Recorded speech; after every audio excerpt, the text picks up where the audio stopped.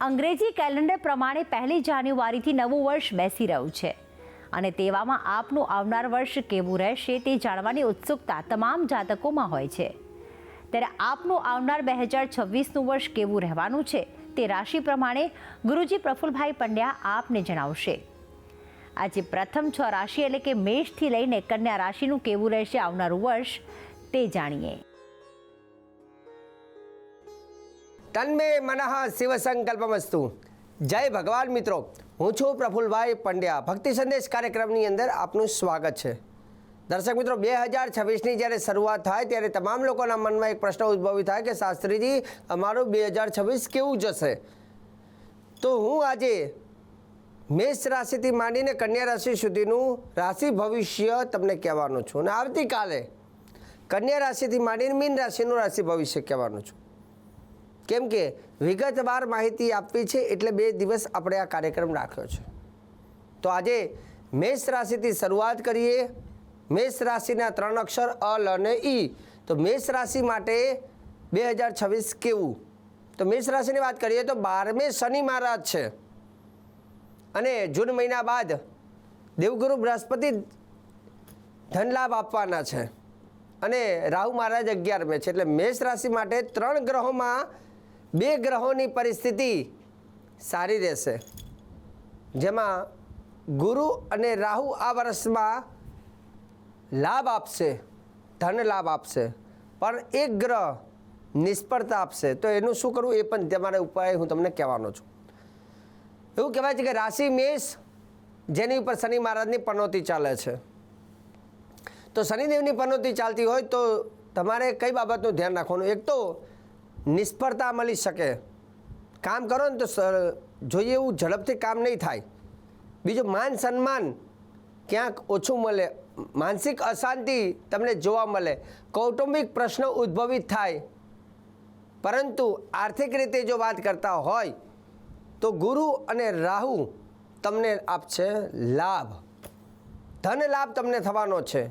કેમ કે ગુરુ 11મે છે, રાહુ મહારાજ 11મે છે અને ગુરુ મહારાજ પણ તમને લાભ આપશે।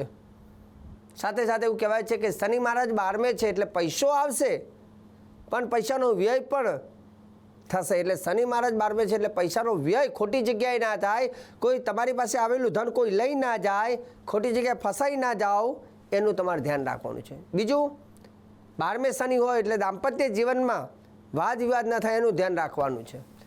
જમીન મકાન પ્રોપર્ટી ખરીદવી હોય તો યોગ તમારા માટે સારા છે। જે લોકોના લગ્ન નથી થયા, લગ્ન ઈચ્છુક વ્યક્તિઓ માટે પણ લગ્ન જીવન સાથીની પ્રાપ્તિ થવાની છે। ધાર્મિક અને માંગલિક કાર્ય થશે। કોર્ટ કચેરીમાં થોડી તકલીફો જોવા મળશે। વિદ્યાર્થીઓ માટે બહાર જવાના સારા યોગ બનશે અને ધાર્મિક યાત્રા પણ એકંદરે પ્રવાસ યાત્રા સારી જોવા મળે। સરકારી સહાય તમને પ્રાપ્ત થઈ શકે। મેષ રાશિ માટે એકંદરે જોવા જાય તો આર્થિક રીતે લાભ છે। ઉપાયની વાત કરીએ તો શનિ મહારાજનો ઉપાય કરવાનો છે। શક્ય હોય તો જીવતો શનિનો રત્ન ધારણ કરવો અને 8 શનિવારના ઉપવાસ કરવા। વાત કરીએ વૃષભ રાશિ, બ અને ઉ। વૃષભ રાશિ માટે એવું કહેવાય છે કે 11મે શનિ લાભ આપશે, મતલબ આર્થિક લાભ તમને શનિ મહારાજ આપવાના છે। જૂન મહિના બાદ ગુરુ બદલાશે, ત્રીજે ગુરુ થાય એટલે બદલીના યોગ થશે। 10મે રાહુ છે, એ ધ્યાન રાખવાનું છે। મહેનત તમે જે કરતા હોય, નોકરી કરતા હોય, વ્યવસાય કરતા હોય તો રાહુ મહારાજ તમને મહેનત વધારે કરાવશે। ઘણીવાર નોકરી કરતા હોય ને તો આપણના ઉપરના અધિકારી સાથે વાદ વિવાદ રાહુ મહારાજ કરાવે, પણ ધ્યાન રાખવાનું, સાવધાની રાખવી, કેમકે રાહુ 10મે હોય ગોચરમાં, એટલે 10મે રાહુ ઘણી વખત લાભ પણ આપે છે, પણ શરૂઆતમાં મહેનતનું પ્રમાણ બહુ વધી જાય છે। એવું કહેવાય છે કે લાભનો શનિ તમારી મહેનતને રંગ લાવશે। જુલાઈ મહિના બાદ આવકનું પ્રમાણ વધશે, તમારું નોકરી વ્યવસાયમાં પ્રમોશનના યોગ બનશે। વ્યવસાય કરતા હોય તો સંબંધો તમારા પાર્ટનર સાથે અથવા તમારા જે ક્લાયન્ટ હોય એમની સાથે ન બગડે એનું ધ્યાન રાખવાનું છે। દાંપત્ય જીવનનું સુખ સારું મળશે। જૂના કેસો ચાલતા હોય તો એ પ્રશ્નોનો સમાધાન, એનો હલ આવી શકે છે। સંતાન સુખ સારું પ્રાપ્ત થાય। વિદ્યાર્થીઓનો અભ્યાસ સારો રહે અને તમારી લાગણીના કારણે કોઈ તમને છેતરી ના જાય એનું ધ્યાન રાખવાનું રહેશે। ઉપાયની અંદર વૃષભ રાશિવાળા વ્યક્તિઓએ રાહુ મહારાજનો જીવતો રત્ન ધારણ કરવો। મિથુન રાશિની વાત કરીએ, મિથુન રાશિ ક, છ, ઘ।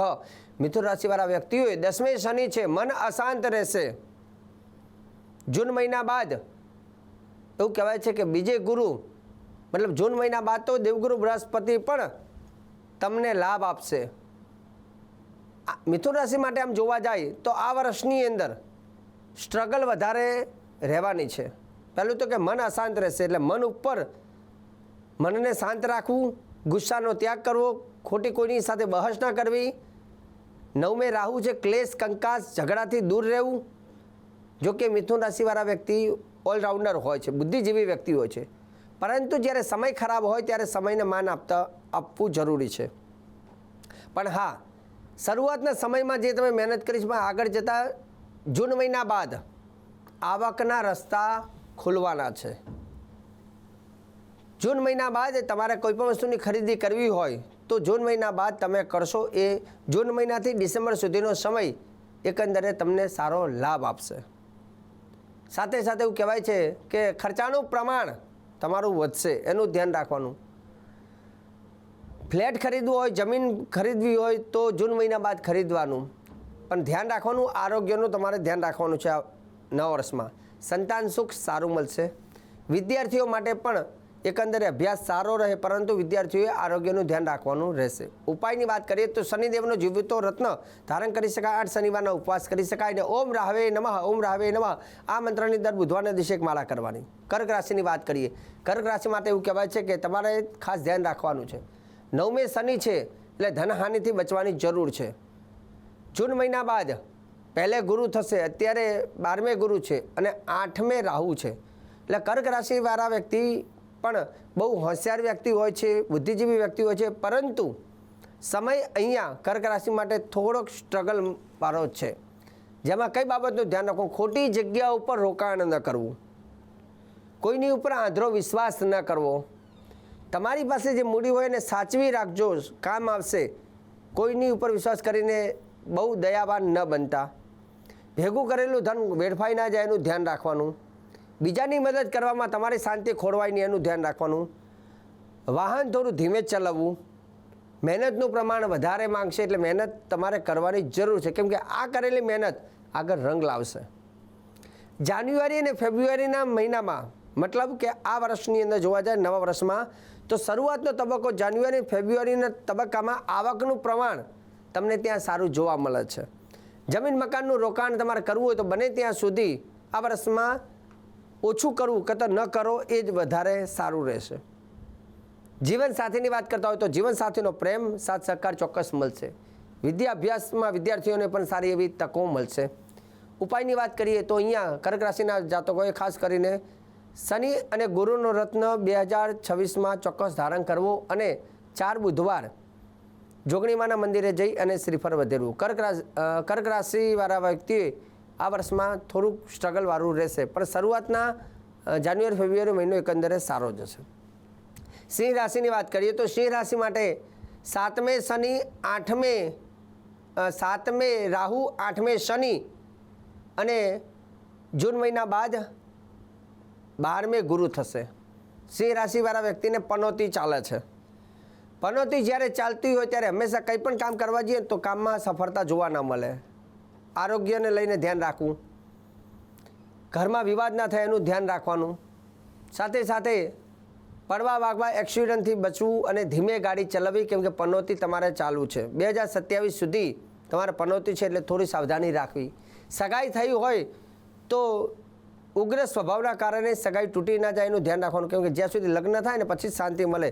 પણ સગાઈ થયા ઘણી વખત પનોતી ચાલુ હોય એટલે આવેશમાં આવીને વાદ વિવાદ થાય અને સગાઈ તૂટી જાય, એટલે એ બાબતનું ધ્યાન રાખવાનું.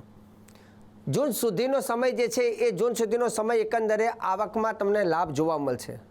મતલબ શરૂઆતનો સમય જાન્યુઆરીથી જૂન સુધીનો સમય સારો રહેશે.